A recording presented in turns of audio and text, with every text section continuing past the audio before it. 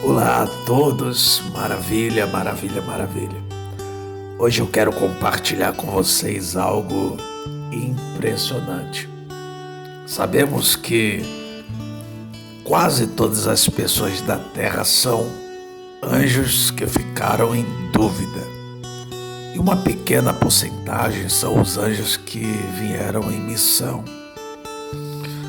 Mas também existem anjos que ficaram em dúvida e que ainda não estão aqui no planeta, não chegaram aqui. Aí vem a pergunta: e aonde estão esses anjos? Esses anjos estão esperando aonde? Qual lugar de espera?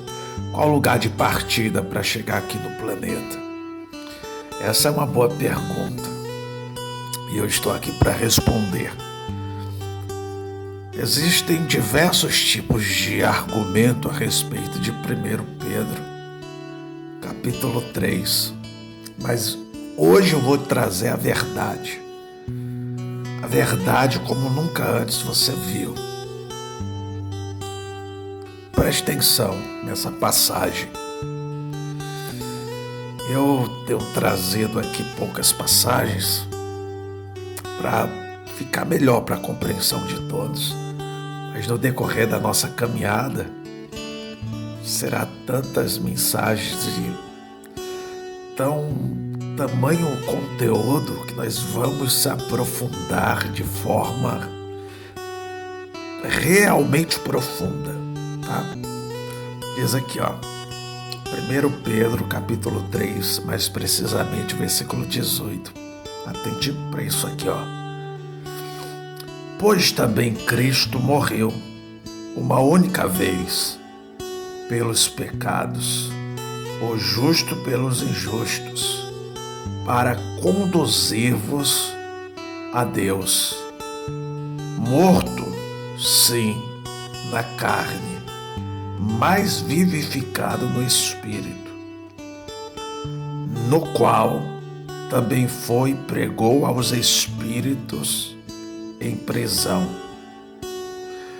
É interessante você atentar ao seguinte: esse espírito em prisão não se refere à pessoa desencarnada, a espírito, mas sim a anjos em prisão. Tem estudiosos que declaram que quando Jesus morreu ele foi pregar no inferno, mas no inferno não haveria necessidade de ir pregar, porque os demônios não se arrependem. E para os mortos também não. Tem aqueles dizeres: ele foi pregar para os mortos que morreram assim, assado. Não. Ao homem, como está escrito em Hebreus, está sujeito, morreu uma única vez, após a morte o julgamento. Acabou.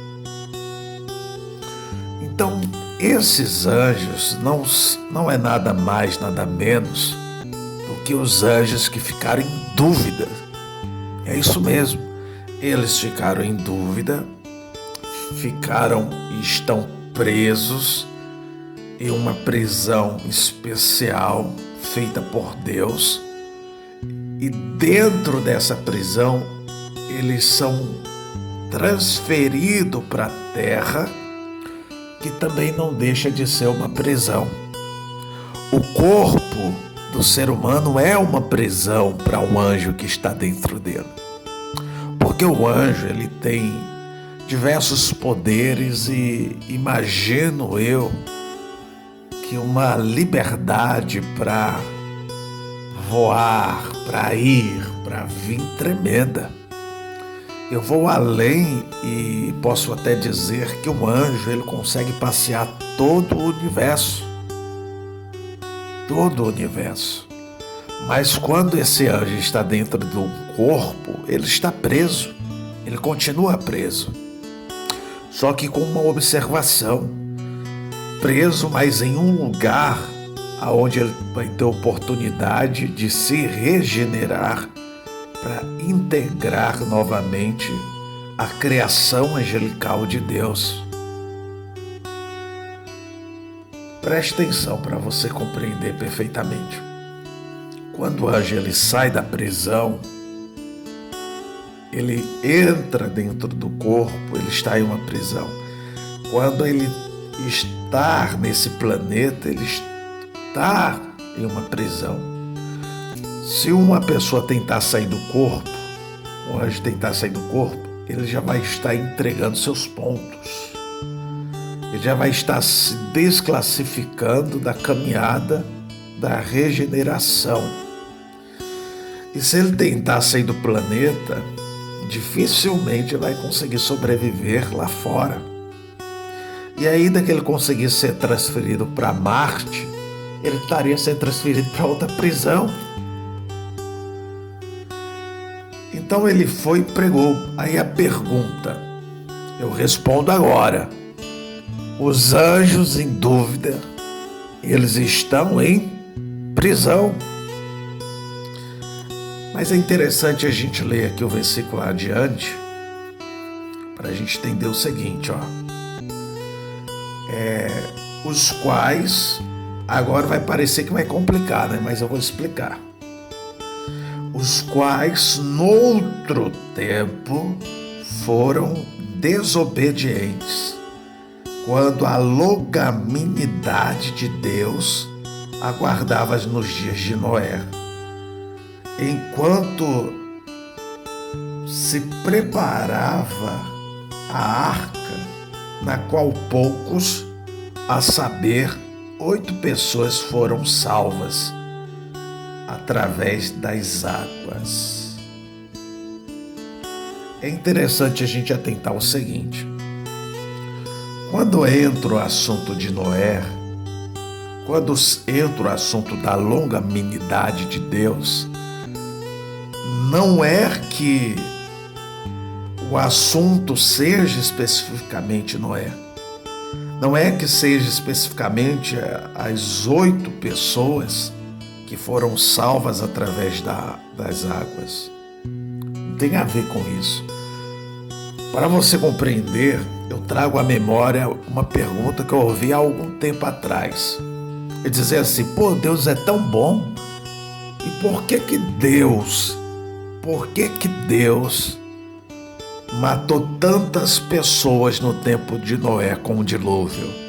Será que isso não é característica de um Deus cruel, matar tantas pessoas assim? Preste atenção para você compreender. Quando a longanimidade de Deus aguardava nos dias de Noé, como é que pode ser um Deus longânimo? Como é que pode ser um Deus com muita longanimidade e mata todo mundo? Aí é onde entra a palavra-chave para você compreender a verdade. Porque a Escritura é um livro aberto, mas só conseguem compreender aqueles corações que estão conectados com a verdade, com Deus. Então, para pensar. A humanidade são anjos que ficaram em dúvidas. No tempo de Noé, todos os anjos que ficaram em dúvida estavam chegando aqui se perdendo por causa da corrupção, da maldade e da forma que estava indo os viventes que estavam aqui.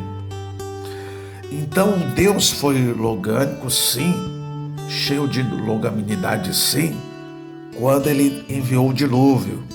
Quando ele enviou o dilúvio, na verdade ele estava reiniciando, porque as pessoas que estavam habitando a terra, comparado a toda a proporção dos anjos que ficaram em dúvidas, era nada, representava nada. Então, se o Senhor ele não extermina essa pequena poeira, pensando naqueles que estavam chegando, aí sim Deus não estava sendo um Deus amoroso. Mas por amor àqueles que ainda estavam para chegar, Deus reiniciou todo o planeta. E esses mesmos que estavam na prisão recebendo essa longanimidade de Deus, os mesmos que estavam lá ainda, e estão ainda, até hoje estão lá, uma grande proporção, outras já vieram para ser colocado à prova. Então, aqueles anjos que estavam presos e que grande proporção deles ainda se encontram lá, recebeu a visita de Cristo, porque olha só como faz todo sentido. Cristo veio para salvar a humanidade. Então ele veio aqui e ele foi direto na fonte. Dá até para imaginar o que ele pregou. Dá para imaginar que ele chegou e falou assim: ó, eu fui, venci, agora é com vocês, vão lá e arrebenta também. Dá para compreender isso? Então, para o vídeo não ficar tão longo, nós vamos encerrando por aqui mais essa etapa, e eu espero que você tenha tido mais um entendimento hoje. Esse é o pensamento de hoje, tá bom? Forte abraço a todos e até a oportunidade.